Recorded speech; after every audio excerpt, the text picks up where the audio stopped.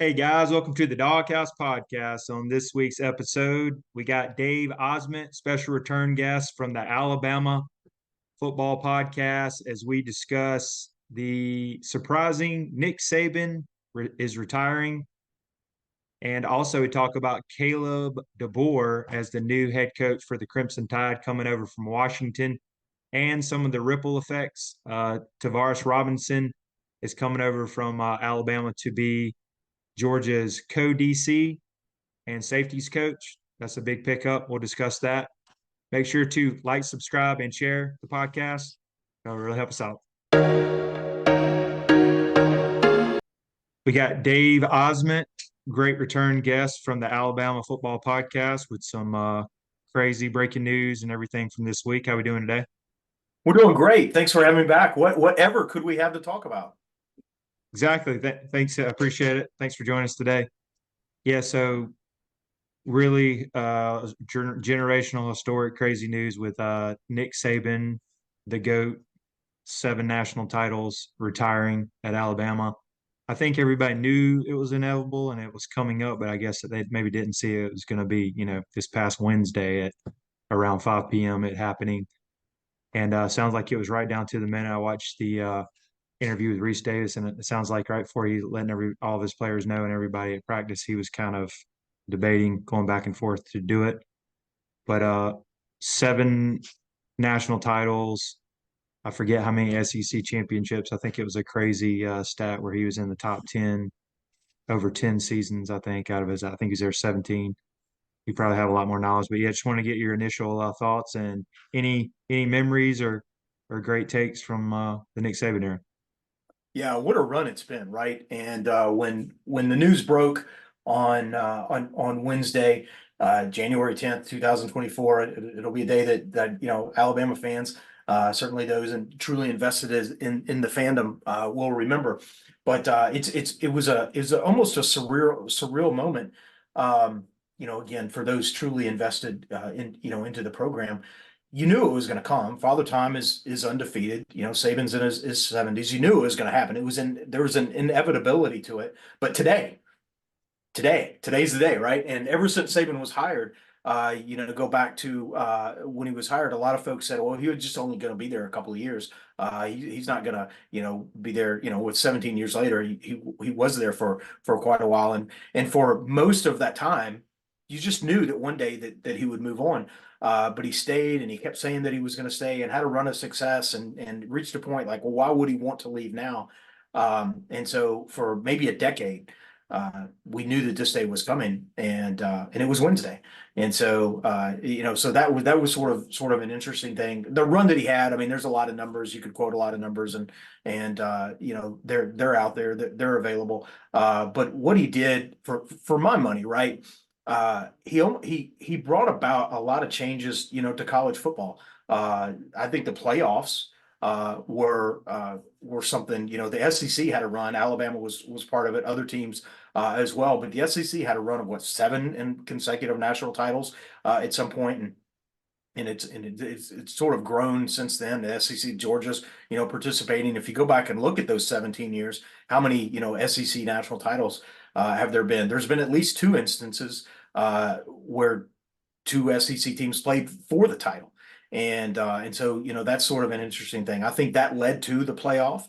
I think that contributed to the expansion of the playoff. And then that leads to conferences sort of feeling left out, and that's led to a lot of sort of consolidation.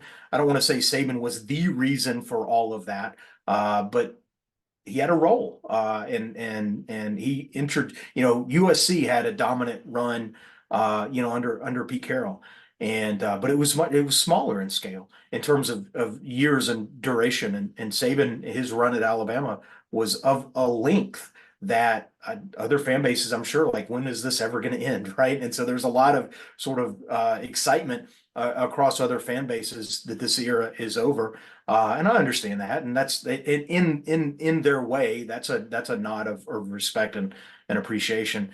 And yeah, it's been quite a run.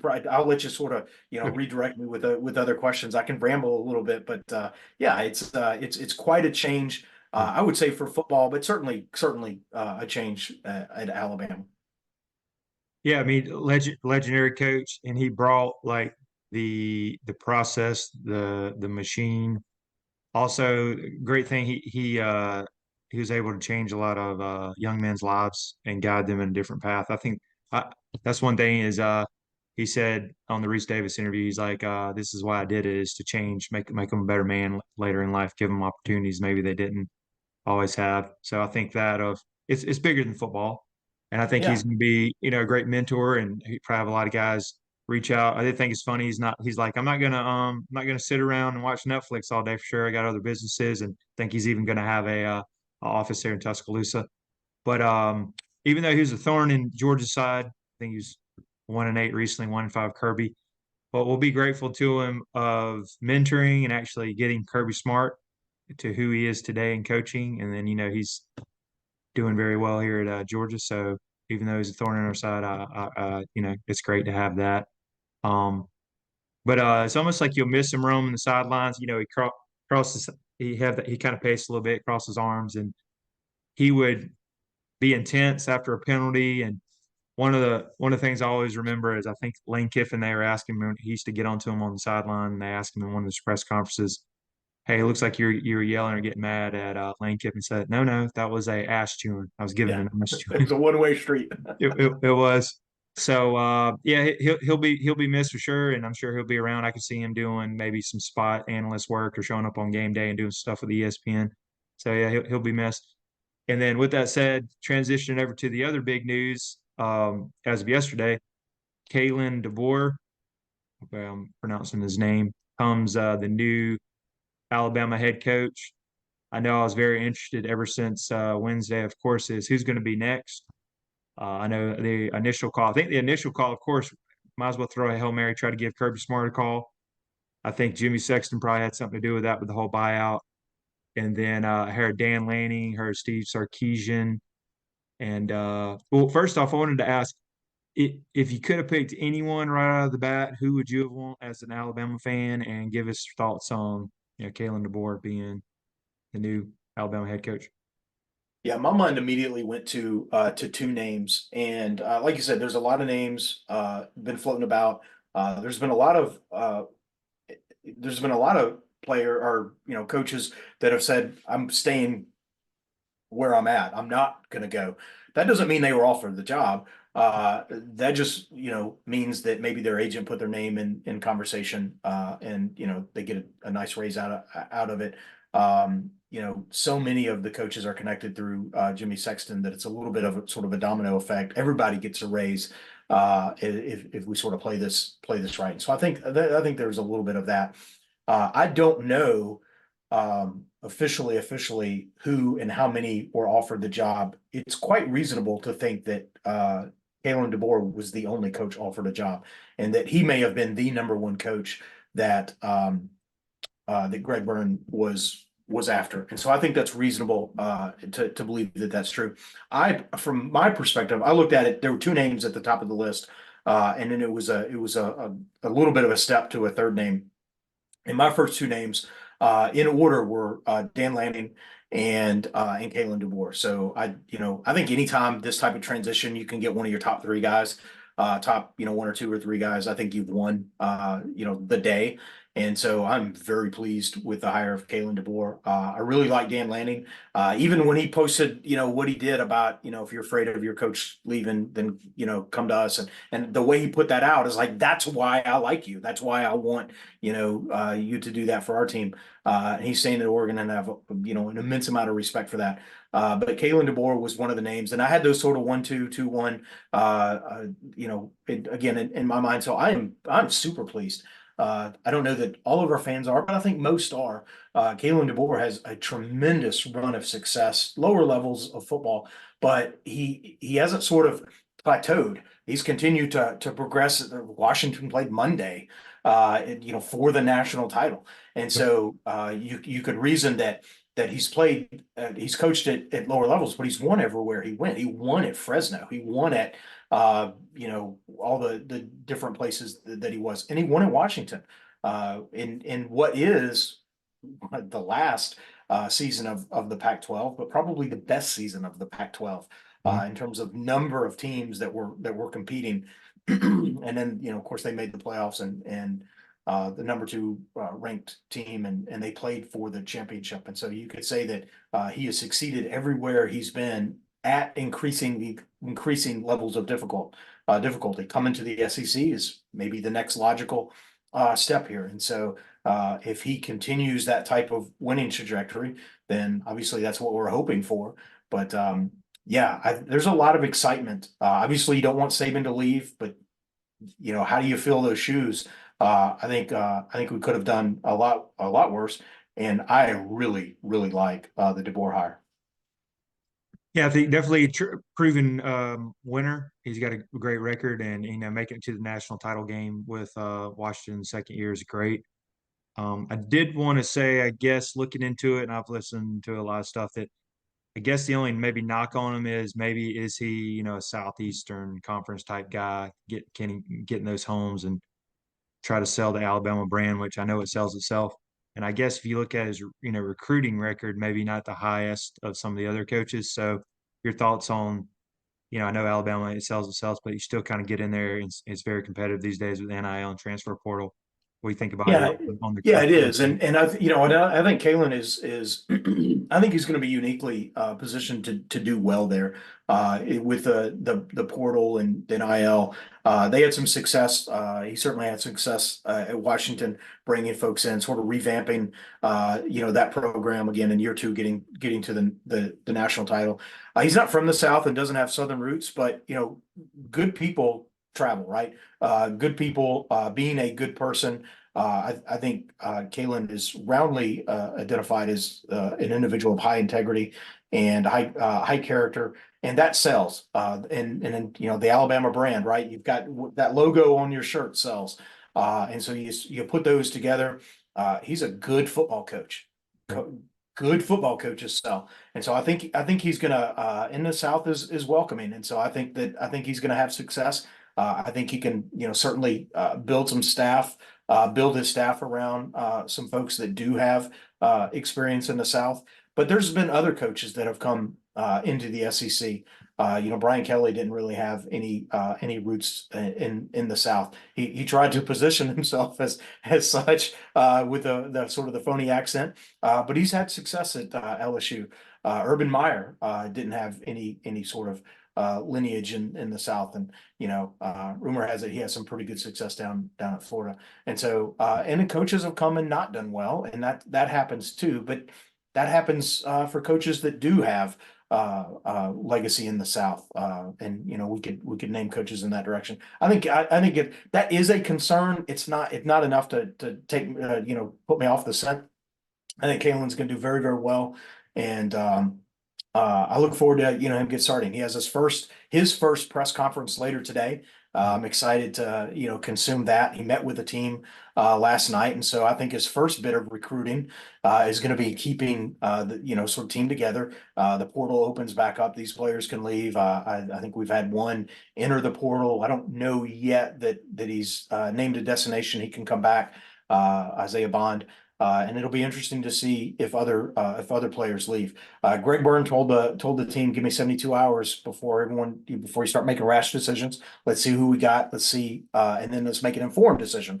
And there will be players that will make informed decisions now to stay, and there will be players that make informed decisions to leave. But an informed decision is always better than not. And it's going to be a transition. There's going to be a bump by virtue of there being a transition. But I think as Alabama fans, we're going to be pleased, and and other teams are going to try to capitalize on the transition, and that's okay. That's part of it as well. And but yeah, I'm excited. I'm excited about what the future is going to hold. Yeah, I really appreciate it. Agree with all that. That's some great insight. And then transitioning over, I know Alabama fans probably would have been good for them on Wednesday to have a little bit of this as Viva Tequila, seltzer.com, to kind of reminisce and think about saving a little more. But zero carbs, zero sugar, really good beverage for the golf course, tailgating, if you're at the pool. A great sponsor of the show. To get 20% off, Dawg House 20% off VivaTequilaSeltzer.com. My personal favorite is the watermelon, elderberry, and huckleberry is great as well. Another great sponsor of the show, VivaTequilaSeltzer.com. Dawg House 20 for 20% off. And then transitioning over, there's a little bit of a ripple effect with Georgia and Alabama because they're all always been linked. You're talking about the transfer portal. We got a safety, I believe, from you guys, Jake Pope, Yep. who was There from you go. the Buford High School area. So that's been a great pickup. I didn't know if he played that much. I know he played a little bit in the spring game. Anything you can share on him? I know it's 4-star safety, which is always good to have in the secondary. So any thoughts on him? Yeah, you know what? I mentioned Isaiah Bond, but I'm glad you brought up Jake Pope. Obviously he's made the transfer. His recruitment came down to Georgia and Alabama, obviously in the shadow of Athens there. He had played a little bit, mostly special teams. He really looked good in A-Day, our spring game last year. Played a phenomenal game. I thought he would get into the rotation last fall, but after spring, Alabama brought in two transfers in the secondary, and that sort of pushed some folks down. With the transition, the folks going to the NFL, and I think we've had a player or two even before Saban left. Enter the portal. I looked for Jake to find a role in this year's team. Obviously, he wanted to do that over in Athens.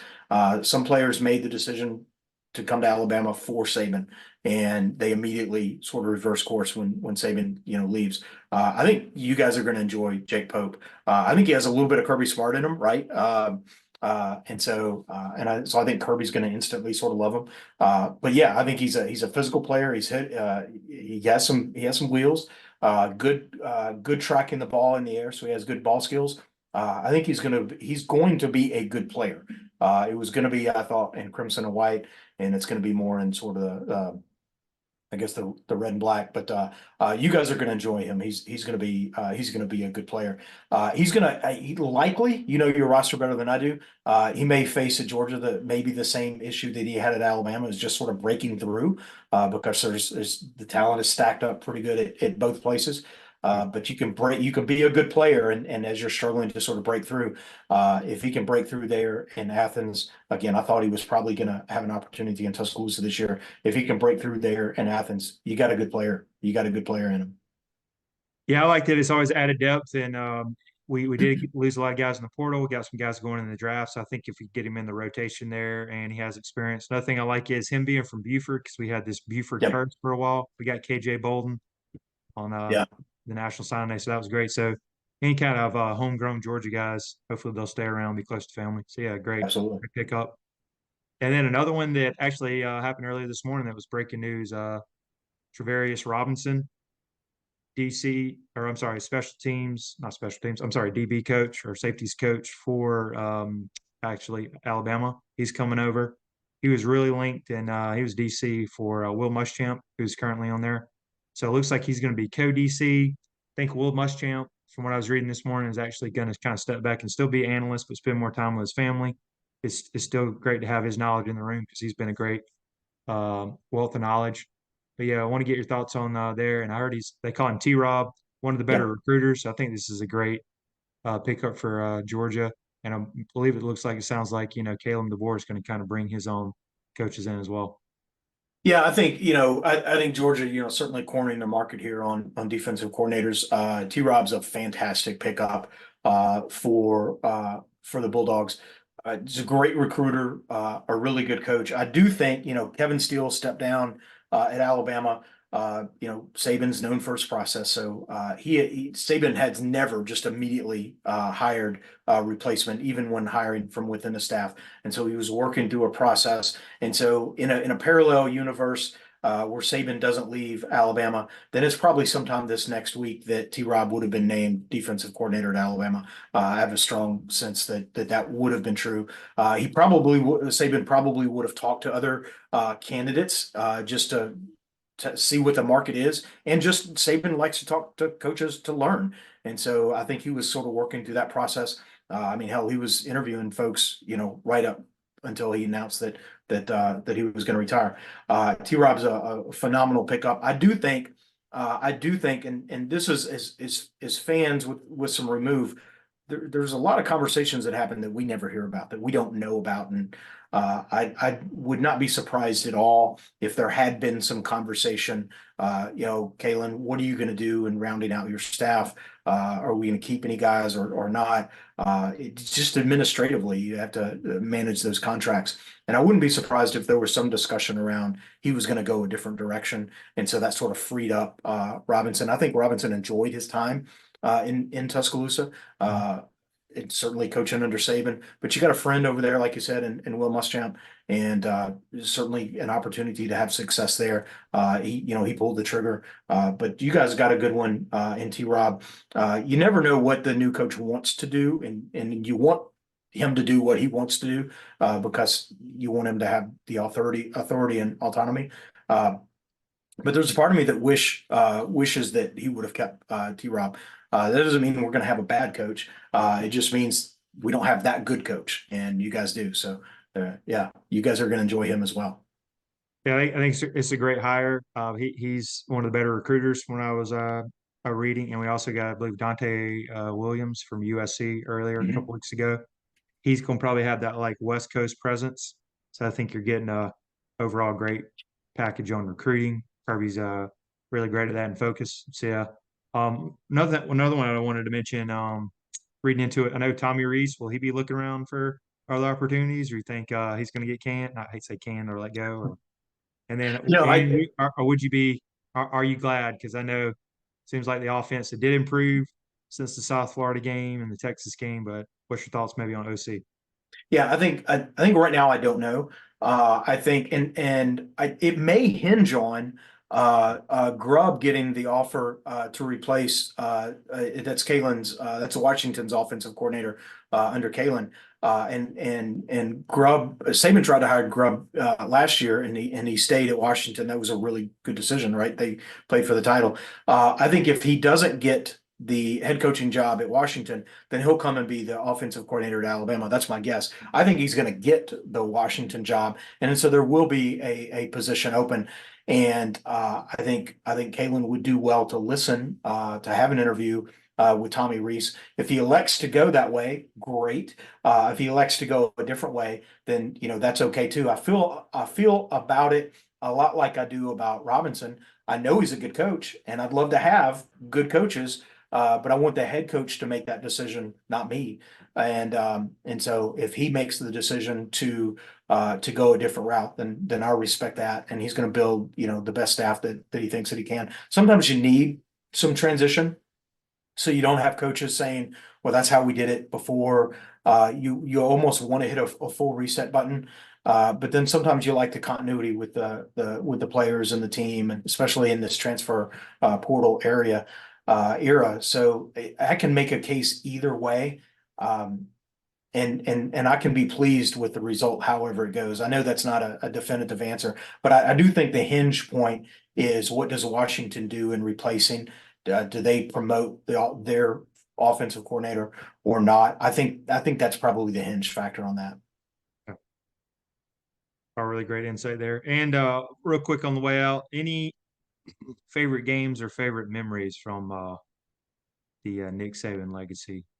Just wanted to see anything that stuck out. I know it's a lot with 17 seasons, a lot of wins. Any ones that maybe kind of stand out to you or that you really remember or value?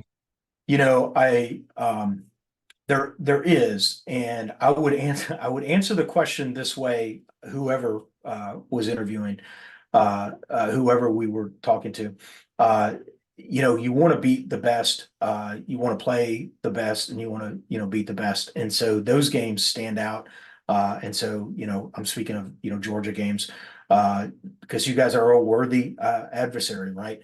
There's a lot of games that we won that were a lot of fun, but you kind of knew you were going to win them going in. And every single time that we lined up against Georgia, you didn't know. You didn't know what was going to happen. If I were to pick a game specifically to call out, it would be the moment that it really sort of solidified we have something here. And that would be, I guess, 2008 in Athens. Georgia wearing black and sort of the whole sort of thing around that. But that was a game where, we'd beaten Clemson, but what was Clemson, going to be that year? And turns out maybe not a whole lot. And they turned over their coaches as a result. And we knew that, hey, I think at that point, Alabama was 5-0, 4-0, whatever it was. And boy, we felt really good. The program is building. But we're going to lose Saturday against Georgia, and then we'll come back and see sort of how we build from there. I think that was sort of the mindset, and to go into Athens, and you guys were, doing very, very well. Was it Stafford? It's so long ago. Stafford no the quarterback, and so I mean, we all know how great he is, and so that was an inflection. You had an All-America center, if I'm remembering correctly, just a really good team, and we were a team that Saban was still building. A lot of young guys on that roster, and that team went into Athens and had success that day. And I think as Alabama fans, we said, "Wow, this Saban guy can coach. We might really have a team." And so that was a sort of a watershed moment, I would say, across the fan base. I'm not trying to jab at you, Nick, in the expense of your team, but it's also a sign of respect for Georgia.